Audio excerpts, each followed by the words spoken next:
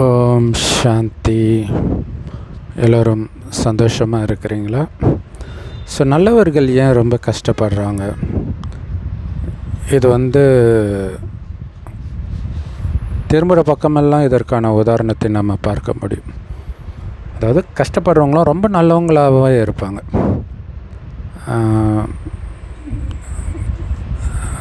துரோகத்தினால் பாதிக்கப்படுறவங்க, ஏழ்மையினால் பாதிக்கப்படுறவங்க, இவங்களாம் பார்த்திங்கன்னா ரொம்ப நல்லவங்களாக இருப்பாங்க. ஆச்சரியமாக இருக்கும், இவங்க அப்படி என்ன பாவம் பண்ணியிருப்பாங்க, இவ்வளோ கஷ்டப்படுறாங்க அப்படின்னு நமக்கு தோணும். ஸோ அங்கே தான் ஸ்ரீமத் பகவத்கீதையில் உள்ள காம மகாசத்ரு அப்படிங்கிற அந்த வார்த்தையுடைய முக்கியத்துவத்தை நம்மால் உணர முடியும். கடவுள் சொல்கிறது என்னென்னா, இன்றைக்கி உலகத்தில் மிகப்பெரிய குற்றமாக கொலை பண்ணுறத சொல்லுவோம். ஆனால் காமத்துக்கு முன்னாடி கொலை பண்ணுறது கூட அவ்வளோ பெரிய குற்றம் இல்லைன்றார். காமம் தான் அவ்வளோ பெரிய குற்றம்ன்றார். ஸோ அது உண்மை தானே. இப்போ கொலை பண்ணவனுக்கு கிடைக்கிற தண்டனையை விட பாலியல் குற்றம் பண்ணவர்களுக்கு அதிக தண்டனை கொடுக்கறத நாம் பார்க்குறோம். இது மத ரீதியான தண்டனையிலும் இதை எடுத்துக்கலாம், அல்லது இங்கே இருக்கக்கூடிய மனிதர்கள் போட்ட சட்டத்தின்படியும் பார்த்திங்கனாலும் அப்படி தான் இருக்குது இல்லையா? குழந்தை பாலியல் குற்றம்லாம் இருந்தால் அவங்கள என்கவுண்டரில் சுடுங்க அப்படி இப்படின்லாம் சொல்கிறாங்க. அது மாதிரி சுடுறதையும் நாம் பார்க்குறோம் இல்லையா? மற்றதுக்கு இப்போ நிறைய கொலையெல்லாம் பண்ணால் கூட அதுக்கு ரொம்ப பெண்டிங் இருக்கும். சில சமயம் அவங்களுக்கு விடுதலை கூட பண்ணுவாங்க ஒரு குறிப்பிட்ட டைமுக்கு பிறகு. ஸோ இந்த பாலியல் குற்றத்துக்கு மனிதர்களுடைய சட்டத்தின்படியே அது ஒரு பெரிய குற்றமாகத்தான் பார்க்கப்படுகிறது. ஆனால் அதுதான் இருக்கிறதுலே மிகப்பெரிய குற்றம்ன்றார். ஆனால் ஒன்று, மனிதர்கள் பார்க்குறதுக்கும் ஒரிஜினலுக்கும், ஏன்னா கடவுளுடைய சட்டம் தான் உண்மை, அதுக்கும் ஒரு மிகப்பெரிய வித்தியாசம் இருக்குது. என்ன அப்படின்னா, மனிதனுடைய சட்டம் இன்றைய காலகட்டத்தின்படி விருப்பப்பட்டு காமத்தில் இருந்தால் தப்பு கிடையாது, யார் கூட இருந்தாலும்.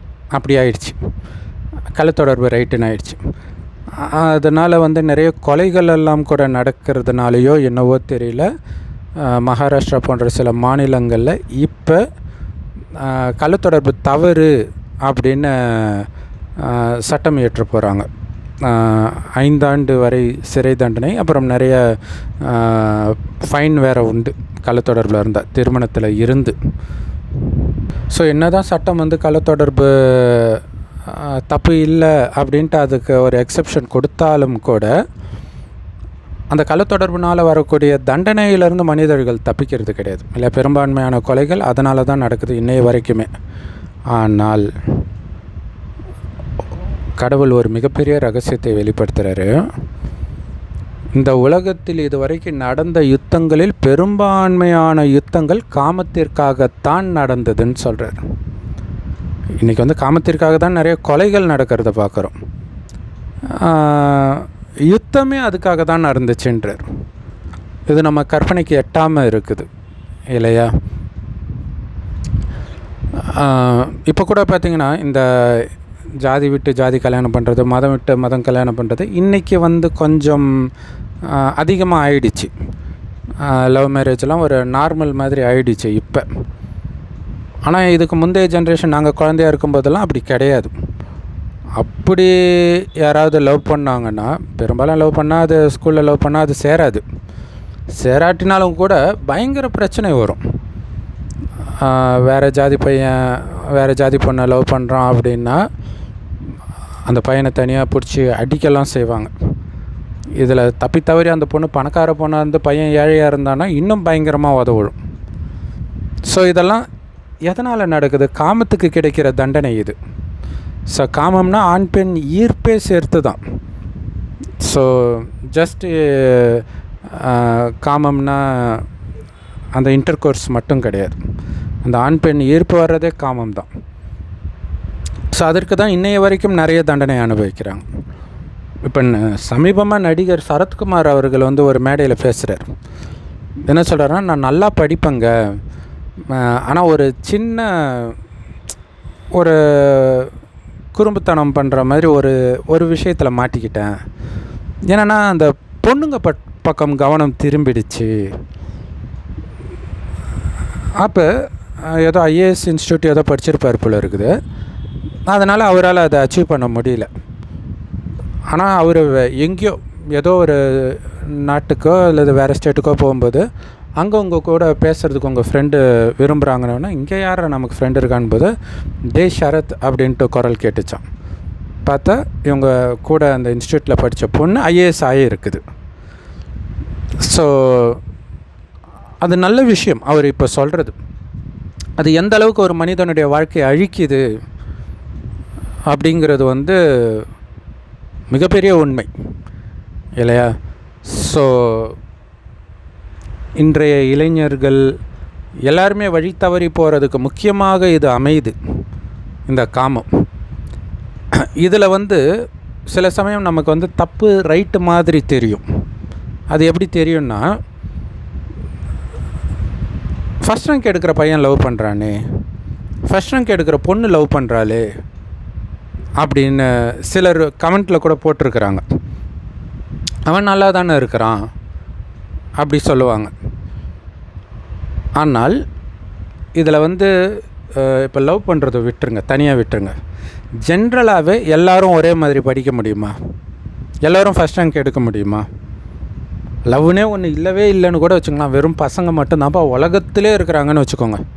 எல்லோரும் ஃபஸ்ட் ரேங்க் எடுக்க முடியுமா? அல்லது உலகம் ஃபுல்லாக வெறும் பொண்ணுங்க தான் இருக்கிறாங்க, எல்லோரும் ஃபஸ்ட் ரேங்க் எடுக்க முடியுமா? டிஃப்ரென்ஸ் இருக்குது இல்லையா? இப்போ படிப்பு அவ்வளவா வராதவர்கள், ஆவரேஜ் ஸ்டூடெண்ட்டுன்றாங்க இல்லையா, அவங்க லவ்வில் விழுந்தாங்கன்னா முடிஞ்சு போச்சு. அவங்களுக்கு சுத்தமாக படிக்க கான்சன்ட்ரேஷனே பண்ண முடியாது. இதுக்கு முன்னாடி அவங்க ஹார்ட் ஒர்க் போட்டு படிச்சிட முடியும். நல்லா படிக்கிறோம், 1 மணி நேரத்தில் படிக்கிறது அவன் ஒரு வாரத்துக்கு படிப்பான். ஆனால் இப்போ 1 மாதம் படித்தாலும் அவனால் படிக்க முடியாது. அந்த பொண்ணு அல்லது அந்த பையன் ஞாபகத்திலேயே மூழ்கி கிடப்பான். இப்போ எவ்வளோ பெரிய நஷ்டத்தை ஏற்படுத்துது பாருங்கள். கொலை அளவுக்கு போகாட்டினாலும் இவன் வாழ்க்கையை அழிக்கிது இல்லை அது இல்லை. சரத்குமார் அதுதான் சொல்கிறார் இல்லையா, ஐஏஎஸ் ஆகணும்னு நினைத்தவர் நான் பிஸ்னஸுக்கு போயிட்டேன்றார் இல்லையா. அப்போ அது ஒரு எவ்வளோ பெரிய விஷயம். வாழ்க்கை எப்படி, எனக்கு தெரிஞ்சு அவர் தான் செலிப்ரிட்டியில் முதல்ல இதனால் என் வாழ்க்கை அழிஞ்சதுன்றதை சொல்லியிருக்கிறார். இது வரைக்கும் செலிப்ரிட்டி ஆனவங்களாம் நான் லவ் பண்ண ரஜினி, பாரதி ராஜா இவங்கெல்லாம் அந்த பொண்ணை தான் தேடிட்டு இருக்கிறேன், அந்த பொண்ணு கிடைக்கணும் அப்படி இப்படின்னு சொல்லிவிட்டு இளைஞர்களை தவறான திசையில் திருப்பிட்டு இருக்கிறாங்க. அப்போ எப்படி அவங்க சக்ஸஸ் ஆனாங்கன்றது தான் நான் சொன்னது. அந்த ஃபஸ்ட் ரேங்க் எல்லாராலையும் ஃபஸ்ட் ரேங்க் எடுக்க முடியாதுன்ட்டு. இப்போ ஒரு சிலருக்கு அதுக்கு காரணம் புண்ணிய கணக்கு அதிகமாக இருக்கும் பொழுது அவங்க லவ் பண்ணாலும் நல்லா தான் படிப்பாங்க. ஏன்னா அவங்க அந்த அளவுக்கு விழுந்து கிடக்கு. அதாவது எப்படின்னா, ஆவரேஜாக படிக்கிற ஸ்டூடெண்ட்டை லவ் பண்ணுறான்னா ஃபஸ்ட் ரேங்க் எடுக்கிற பையன் லவ் பண்ணுறதுக்கும் 2 பேரும் விழுறதுக்கு பயங்கர டிஃப்ரென்ஸ் இருக்கும். இவனால் ஏந்திரிக்கவே முடியாது, அவனால் ஓரளவுக்கு. ஆனாலும் அவனுமே அந்த லவ்லலாம் விழலைன்னா இன்னும் செம ஸ்பீடாக போக முடியும். அது கண்டிப்பாக பாதிப்பை ஏற்படுத்தும். பட் ஆனால் இப்போ தண்ணி அடிக்கிற எல்லோருமே பயங்கர குடிகாரனாக ஆயிடுறது கிடையாது இல்லையா. ஒரு சிலர் தான் அப்படியே விழுந்து கிடக்கிறாங்க. அந்த மாதிரி தான் ஆவரேஜாக படிக்கிறவன் சுத்தமாக அந்த காமத்தில் விழுந்துருவான். ஃபஸ்ட் ரேங்க் எடுக்கிறவன் விழுவான், பட் அவனால் சிலர் தண்ணி அடிச்சுட்டே வண்டி ஸ்டெடியாக ஓட்டுவாங்கள்ல, அந்த மாதிரி வண்டி ஓட்டிகிட்டு போயிடுவான். ஸோ இது லவ் பண்ணுறது மட்டும் இல்லை, ஒன் சைடு லவ்வுமே இல்லையா. ஒன் சைடு அந்த சிக்னல்லு நீங்கள் பார்த்திங்கன்னா, அந்த பசங்கள்லாம் பார்த்திங்கன்னா, பசங்க அல்லது பொண்ணுங்க அவங்களுக்கு பிடிச்சவங்க அப்படி போகும்போது தான் சத்தம் போட்டு பேசுவாங்க. அட்ராக்ஷன், அவங்கள இழுக்கிறதுக்காக. அது கல்யாணம் ஆகிறதுக்கு முன்னாடியும் பண்ணுவாங்க, கல்யாணம் ஆன பிறகும் பண்ணுவாங்க. அது காமம் கடைசி வரைக்கும் விடாது. ஒன்ஸ் நீங்கள் காமத்தின் போதைக்கு அடிமை ஆகிட்டிங்கன்னா சாவர வரைக்கும் அது விடவே விடாது. நீங்களே முயற்சி பண்ணி கஷ்டப்பட்டு வெளில வந்தால் தான் உண்டு. ஸோ இப்போ சிலருக்கு தோணலாம், நான் கஷ்டப்படுறேன், பட் என்னை விட மோசமாக கஷ்டப்படுறவங்க இருக்கிறாங்களே அப்படின்னு நினைக்கலாம் இல்லையா. இது மெயினாக யாருக்கு சொல்லணும் அப்படின்னா,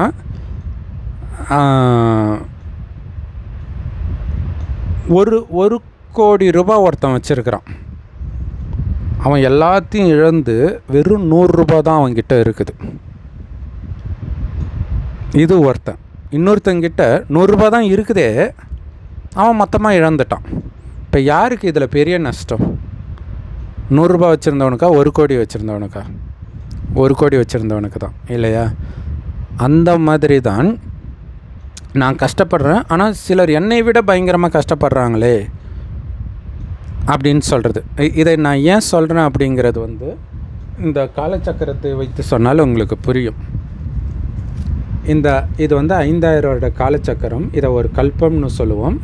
இதில் முதல் பாதி சொர்க்கமாகவும் அடுத்த பாதி நரகமாகவும் இதே பூமி தான் இருக்குது. இதில் கடைசி 100 வருடம் இறைவனே இந்த ரகசியத்தை சொல்கிறார். அவர் செம்பொன் நிறமான ஒளி உலகத்தில் நட்சத்திரம் மாதிரி இருக்கார். அவர் ஒரு வயோதிகர் உடலுக்குள்ளே பிரவேசித்து அவர் இந்த ஞானத்தை கொடுக்குறார். அந்த வயோதிகருக்கு பிரம்மான்னு பேர் வைக்கிறார். அந்த பிரம்மா வாய் வழியாக இந்த ஞானத்தை கேட்குறவங்களுக்கு பேர் தான் குமாரிகள். பிரம்மா மூலமாக உலகம் படைக்கப்பட்டதுன்னு சொல்கிறாங்க இல்லையா? இப்படித்தான் படைக்கப்படுது. பிரம்மா படைக்கலை, பிரம்மா மூலமாக கடவுள் படைக்கிறார். அந்த கடவுளைத்தான் இந்துக்கள் சிவனும், முஸ்லீம்கள் அல்லானும், கிறிஸ்தவர்கள் பரமபிதானும் சொல்கிறோம். இயேசு கிடையாது. ஏன்னா இந்த 3 பேருக்குமே உடம்பு கிடையாது. சிவனுக்கு பாருங்கள், லிங்க ரூபம், அதாவது ஜோதி ரூபம்னு அர்த்தம். உடல் எடுக்காதவர். கடைசி 100 வருடம் இன்னொருத்தர் உடம்புக்குள்ளே வராரே தவிர அவர் குழந்தையாக பிறக்கலை. தனக்குன்னு சொந்த உடம்பு கிடையாது. அவர் இன்னொருத்தர் உடம்பை எடுக்கிறத தான் வாகனம், நந்தி வாகனத்தில் சிவன் வந்தார் அப்படின்னு சொல்கிறாங்க. ஸோ இப்போ பிரம்மகுமாரிகளாக யார் ஆகுறாங்களோ அவங்க தான் சொர்க்கத்துக்கு வர முடியும். ஏன்னா அடுத்த 2100 வருடம் சொர்க்கமாக மாறப்போகுது. சொர்க்கத்துக்கு வர்றதுக்கான ஞானம் கொடுக்குறார் கடவுள். அதுக்கு தான் வந்திருக்கிறார்.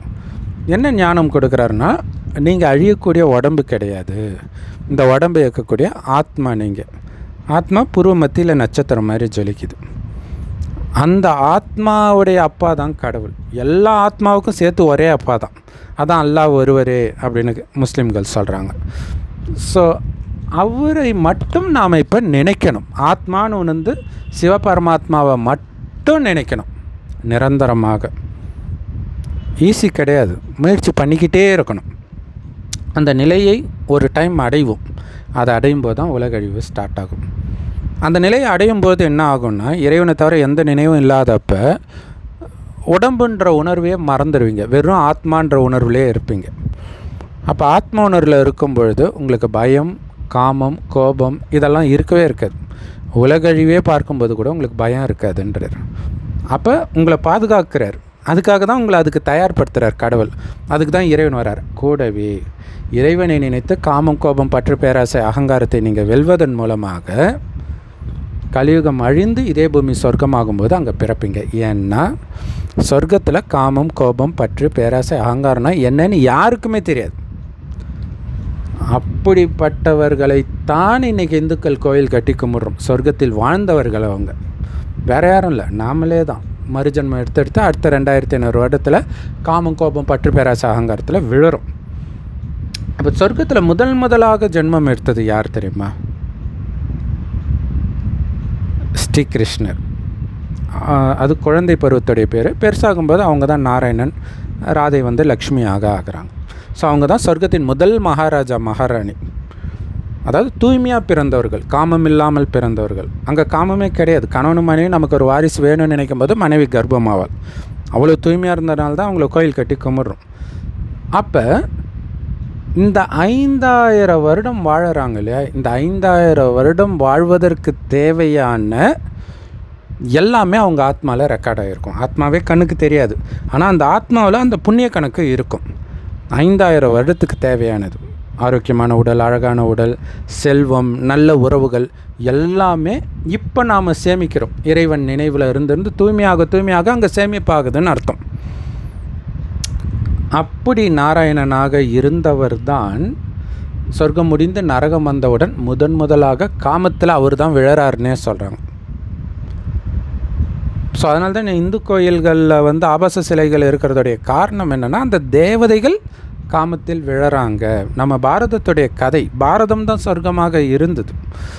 அப்போ உலகத்திலே மிகப்பெரிய பணக்காரர் நாராயணன் தான் சொர்க்கத்தில் ஆரம்பத்தில் ஃபஸ்ட்டு ஜென்மத்தில்.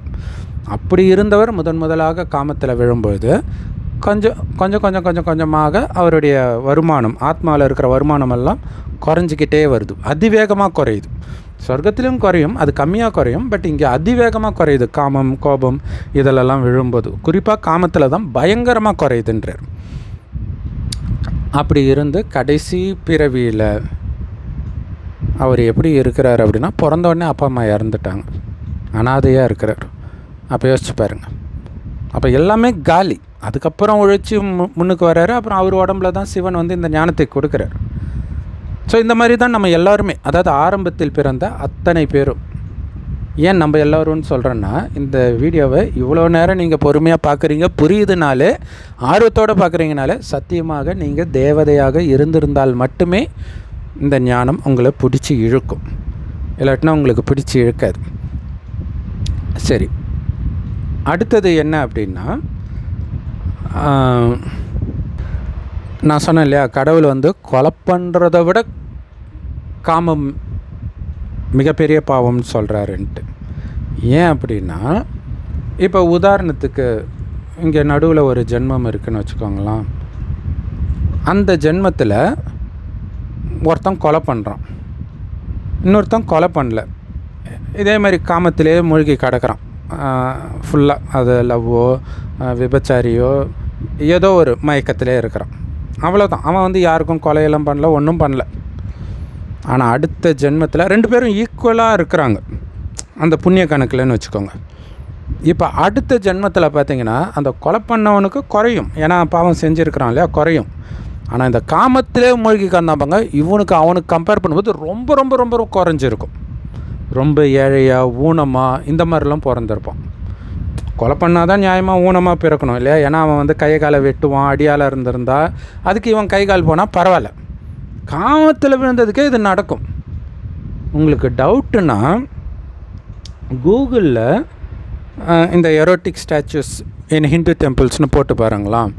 கஜ்ராஹோ டெம்பிள்னு நினைக்கிறேன், கரெக்டாக போட்டிருப்பாங்க. எப்படின்னா, காமத்தில் ஈடுபடுவாங்க, ஆனால் கால் இருக்காது, கை இருக்காது, இந்த மாதிரி ஏதோ ஒன்று இல்லாததாகவே இருக்கும். அது யாரும் உடஞ்சது கிடையாது, வடிக்கும் போதே அப்படி தான் வடிச்சிருக்கிறாங்க. ஸோ அந்த ரகசியத்தை அது வெளிப்படுத்துது. எந்த அளவுக்கு அவன் காமத்தில் மூழ்கிறானோ, அந்த அது சும்மா வெறும் லவ்வாக இருந்தாலே போதும். அவன் வந்து காமத்திலே ஈடுபட்டிருக்க தேவையில்ல, அவன் கல்யாணமே கூட பண்ணியிருக்க தேவையில்ல. வெறும் அந்த ஒரு மயக்கம், ஒரு பொண்ணையே நினச்சிக்கிட்டே இருக்கிறான்னு வச்சுக்கலாம். நிறைய பேர் இப்போ அப்படி தானே இருக்கிறாங்க. சாவர வரைக்கும் இப்போ பாருங்கள், இப்போ ஃபஸ்ட் லவ்வை பற்றி ரஜினி புலம்பிகிட்ருக்கார், பாரதி ராஜா புலம்பிகிட்ருக்கார், இறந்தும் போயிட்டார். அப்போ அவ்வளோ சேமிப்பு போயிடும் இல்லை. இப்போவே பல கோடிக்கு அதிபதியாக இருந்தார், விட்டுட்டு தானே போகிறார். அடுத்தது போய் ஏழை குடும்பத்தில் பிறப்பார். அப்போ என்னென்னா அந்த புண்ணிய கணக்கு காலி ஆகுது. ஸோ இருக்கிறதுலே அதிக செல்வத்தை நமக்கு தான் கொடுக்குறார் கடவுள். ஆனால் அது கம்பேர் பண்ணும் பொழுது, அந்த சொத்து கம்பேர் பண்ணும்போது பிச்சைக்காரனை விட மோசமான பிச்சைக்காரனை நம்ம ஆகியிருக்கிறோன்றார். இல்லை, நம்மளை விட அதிக பிச்சைக்காரங்கன்னா அதுக்கு தான் நான் அந்த உதாரணம் சொன்னேன். 1 கோடி இருக்கிறவன் 100 ரூபாய்க்கு வர்றதுக்கும் 100 ரூபாய் வச்சுருக்கிறவன் 0 வர்றதுக்கும் டிஃப்ரென்ஸ் இருக்குது இல்லை. 1 கோடியிலேருந்து வரவன் தான் அதிக நஷ்டத்தை இழந்திருக்கிறான். அந்த மாதிரி அவ்வளோ வருமானத்தை சேர்த்த நாம் அனைத்தையும் இன்றைக்கி இழந்திருக்கிறோம்.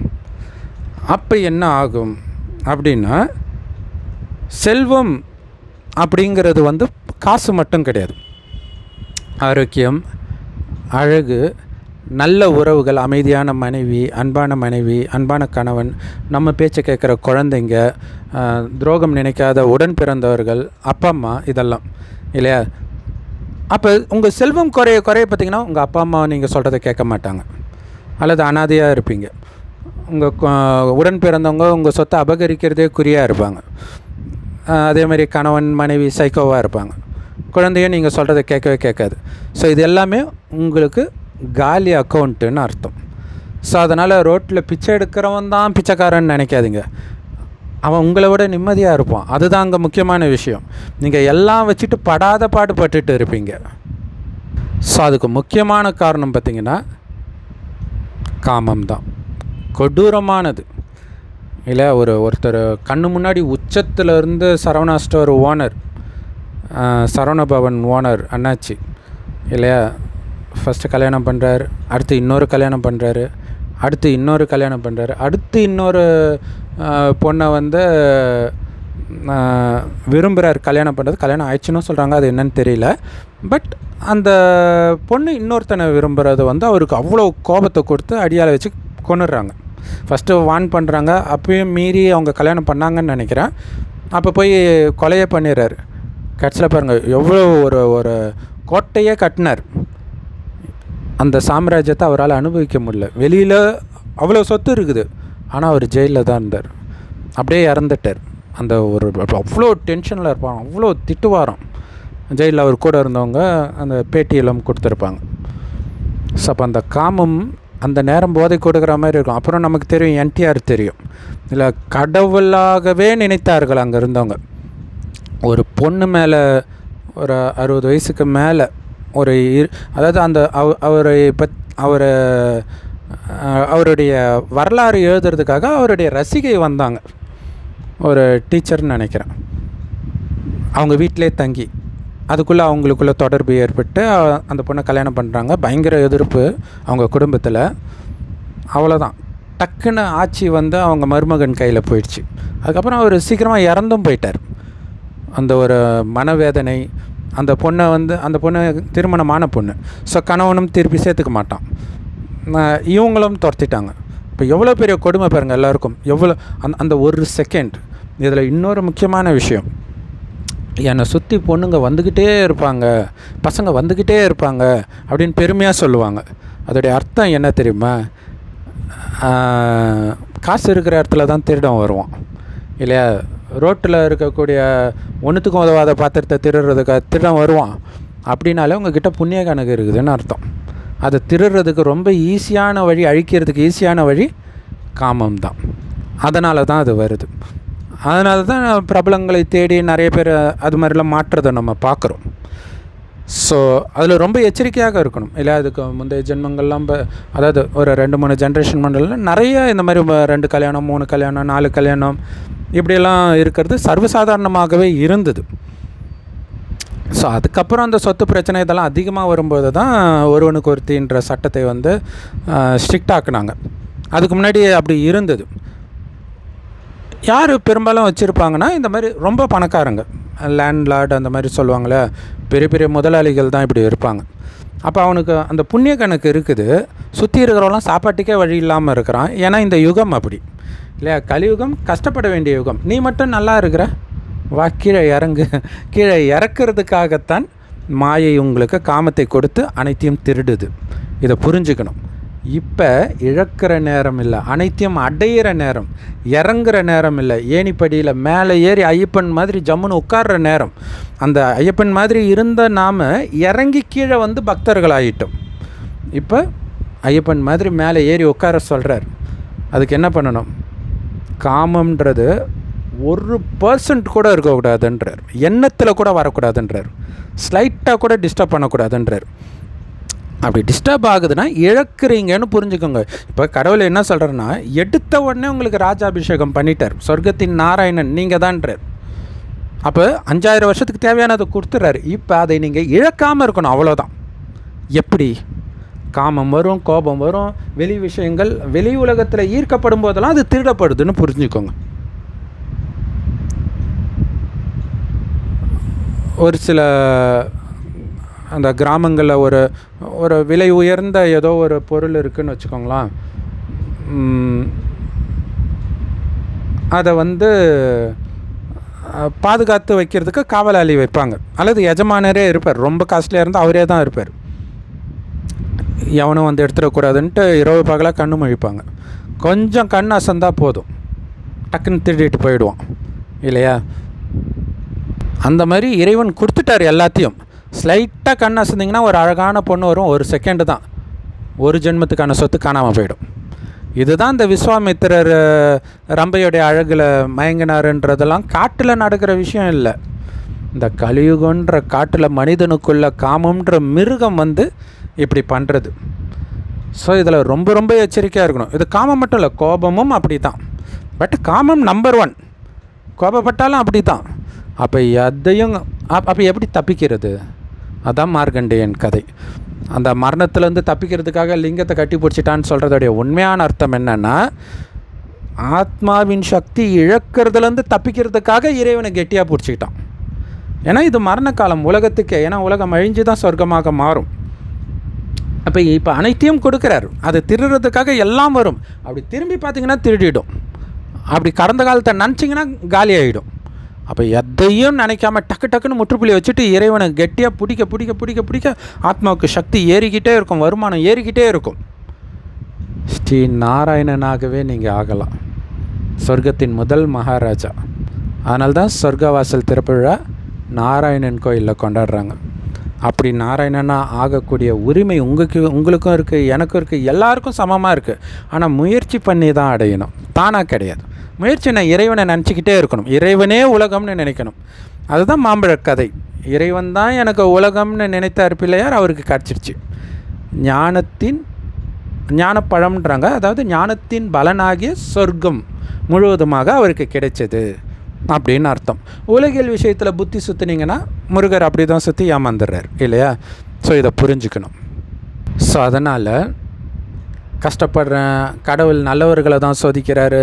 அவருக்கு நிறைய சமீபமாக ஒரு பிரதர் கூட கமெண்ட் போட்டிருந்தார். இதுதான் காரணம். இந்த காமத்தினால நீங்கள் என்னென்ன தப்பு பண்ணீங்க யோசிச்சு பாருங்கள். உங்கள் மனைவியோட காமத்தில் இருந்தாலும் தப்பு தான். அல்லது ஒரு லவ் சாங்கை கேட்டுட்டு கற்பனையாகவே லவர் இருக்கிற மாதிரி ஒரு போதையில் இருக்குங்க, அதுவுமே இழுக்கும், அதுவுமே சக்தியை குடிக்கும். இதில் லவ்வே பண்ணாமல் லவ் ஃபெயிலியர் சாங்கு கேட்டு அப்படியே லவ் ஃபெயிலியர் ஆன மாதிரி உருகுவாங்க, எல்லாமே அங்கே போயிடும். ஸோ ரொம்ப ரொம்ப எச்சரிக்கையாக இருக்கணும். ஸோ இந்த காமத்திலே மூழ்கி நீங்கள் என்ன தான் புண்ணிய கணக்கு புண்ணியம் செய்தாலும் அடுத்த ஜென்மத்தில் பார்த்திங்கன்னா அந்த புண்ணிய கணக்குடைய பலன் ஒரு 10% கூட கிடைக்காது. 100% கிடைக்க வேண்டிய இடத்துல 90% இது காலி பண்ணிவிடும் இந்த காமம். ஆத்மா அழிவற்றது, ஆனால் அதில் இருக்கிற புண்ணிய கணக்கை அழிவற்றதாக நீங்கள் மாற்றணுன்னா அந்த காமம்ன்ற மிகப்பெரிய எதிரிக்கிட்ட வந்து உங்களை பாதுகாத்துக்கணும். எப்படி பாதுகாக்கிறது? கண்ணை கட்டிக்கலாமா? கண்ணை கட்டிக்கிட்டே வாழ முடியுமா? கண்ணை கட்டிய மயான கொள்ளையப்பெல்லாம் பார்த்திங்கன்னா அம்மனுக்கு கண்ணை கட்டுவாங்க. அதோடைய அர்த்தம் என்னென்னா, இந்த கலியுகத்தை பார்த்தும் பார்க்காம இருக்கிறாங்கன்னு அர்த்தம். பார்க்குறதே இல்லைன்னு அர்த்தம் இல்லை, ஆனால் அதில் மயங்கலை. அது எப்படி சாத்தியம்? அதுக்கு தான் கடவுள் சொல்கிறார், உடம்பை பார்க்காதீங்க. உடம்பை பார்த்துக்கிட்டே இருந்தோம் 2500 வருஷம். அதோடைய நிலைமை, அதோடைய ரிசல்ட்டு தான் இன்றைக்கி திரும்புகிற பக்கமெல்லாம் கள்ளத்தொடர்பு, பாலியல் குற்றங்கள் நடக்கிறது எல்லாமே. அது பார்த்துக்கிட்டே இருந்தீங்கன்னா கொஞ்சம் கொஞ்சம் கொஞ்சம் கொஞ்சமாக, அதாவது என் ஃப்ரெண்டு வந்து காலேஜில் சொன்னான், அந்த முடி வெட்டினோடனே நமக்கு ஒரு மாதிரி இருக்கும், நாடா இப்படி இருக்குது, அது ஒரு வாரம் கழிச்சு தான்டா நல்லாயிருக்கும் பார்க்குறதுக்கு அப்படின்னா. அப்படிலாம் கிடையாதுடா, பார்த்து பார்த்து பழகிடணும்னா அவன். இதுதான் உண்மை. இல்லை நமக்கு பிடித்த ஹீரோக்கள்லாம் பாருங்களாம், வெளியிலேருந்து புதுசாக ஒருத்தன் பார்த்தான்னா இவனையா ரசிக்கிறீங்கன்னு வாங்க. நமக்கு பார்த்து பார்த்து அது பழகிடுது, வேறு ஒன்றும் இல்லை. காமமும் அப்படி தான். எவ்வளோ மோசமானவர்களாக இருந்தாலும் நீங்கள் பார்க்க பார்க்க அவங்க அழகாக இருக்கிற மாதிரி உங்களுக்கு தோண ஆரம்பிச்சிடும். அப்போ என்ன பண்ணுறது? அதுக்கு தான் கடவுள் சொல்கிறார், உடலை பார்க்காதே. இல்லை மாமிசத்தை சாப்பிட்றது பாவம்ன்றோம் இல்லை, அதை விட மாமிசத்தை பார்க்கறது அதை விட பெரிய பாவம். கொலை பண்ணுறதோட பெரிய பாவம்னா பார்த்துக்கோங்களாம். அப்போ என்ன பண்ணணும்? இது வந்து ஒரு மிஷின், ஒரு ஜடம், அவ்வளோதான், ஒரு பணம், அவ்வளோதான். இதை இயக்கிறதுக்கு உள்ள ஒரு ஆத்மா இருக்குது, அதை மட்டும் பாருங்கன்ற. அந்த ஆத்மா தான் இந்த கண் வழியாக பார்க்குது, வாய் வழியாக பேசுது அப்படின்னு மனதுக்குள்ளே நீங்கள் பேசிக்கிட்டே இருக்கணும். இது ஒரு டைமுக்கு அப்புறம் இயல்பாகவே ஆகிடும். இயல்பாகவே உங்களுடைய கவனம் ஆத்மா கிட்டே போயிடும். அதோடைய தொடர்ச்சி தான் சொர்க்கத்தில் எல்லாருக்கும் இயல்பாகவே கவனம் ஆத்மாவில் இருக்கும். ஆனால் ரொம்ப ரொம்ப அழகாக இருப்பாங்க ஆண்களும் பெண்களும், ஆனால் சின்ன சலனம் கூட இருக்காது. ஸோ இந்த ஜென்மத்திலே நம்ம இந்த அளவுக்கு காமத்தில் விழுந்திருக்கிறோம் அப்படின்னா 2500 வருடமாக 63 ஜென்மங்கள் எடுப்போம். ஸோ 63, ஏன்னா சொர்க்கத்தில் காமம் இருக்காது. 2500 வருடம், அடுத்த 2500 வருடம் எவ்வளவு காமத்தில் அதாவது அது மனம்தான் மெயின் இல்லையா? ஏன்னா காமம் உடலால் ஈடுபட்டாலும் மனம் இல்லாமல் அங்கே வேலை செய்யாது. அதனால தான் மனநோயாளிக்கு காமம் வர்றது இல்லையா? சுயநினைவே இல்லாதவனுக்கோ அல்லது கோமா ஸ்டேஜில் இருக்கிறவனுக்கோ எப்படி காமம் வரும்? அந்த மனம் வேலை செஞ்சால் தான் காமம் வரும். அங்கே மனம்தான் விஷயம். மனம் பிரிஸ்காக இருக்கணும். அதான் தூய்மையின் சக்தி. அதை அப்படியே மந்தமாக்குற வேலையைத்தான் காமம் பண்ணும் பயங்கரமாக. ஸோ காமத்தினால டைரெக்டாகவே சக்தியை இழக்கிறோம், புண்ணிய கணக்கு இழக்கிறோம். இது இல்லாமல் காமத்தினால கோபம் வருது இல்லையா? கிடைக்கலன்னா கோபம் வருது, அதை அடையிறதுக்காக கொலை பண்ணுறது, இந்த மாதிரி இன்னும் நிறைய பாவங்களையும் செய்கிறோம். அப்புறம் காமத்தினால பற்று வருது இல்லையா? அப்படி குழந்தை பிறக்குது, அந்த குழந்தை மேலே பற்று வருது, அந்த பற்றின் காரணமாக நிறைய பாவம் செய்வோம். ஸோ எல்லாத்துக்கும் விதை பார்த்திங்கன்னா காமம் தான். ஸோ அதை எரிக்கிறதுக்கு வழி என்ன? உங்களை ஆத்மானு உணர்ந்து ஆத்மாவின் தந்தை சிவபரமாத்மாவை சதா நினைவு பண்ணிக்கிட்டே இருக்கணும். செவ்வானத்தில் நட்சத்திரம் மாதிரி அவர் இருக்கார். ஸோ செவ்வானத்தில் நட்சத்திரம் மாதிரி சிவபெருமான அப்பான்னு அன்பாக நினைக்கணும். அவர் கொடுக்குற ஞானத்தையும் கேட்கணும். அதை முரளின்னு சொல்லுவோம். எல்லா பிரம்மகுமாரிகள் ராஜயோக தியான நிலையத்திலும் முற்றிலும் இலவசமாக கிடைக்குது. யூடியூப் வெப்சைட்ஸ்லேயும் இருக்குது. அதை நம்ம வாட்ஸ்அப் சேனலில் ரெகுலராக போஸ்ட் பண்ணுவோம். வாட்ஸ்அப் சேனல் லிங்க் இந்த வீடியோக்கு டிஸ்கிரிப்ஷனில் இருக்குது. அவசியம் ஜாயின் பண்ணிக்கோங்க. ஓம் சாந்தி. தேங்க்ஸ் ஃபார் வாட்சிங்.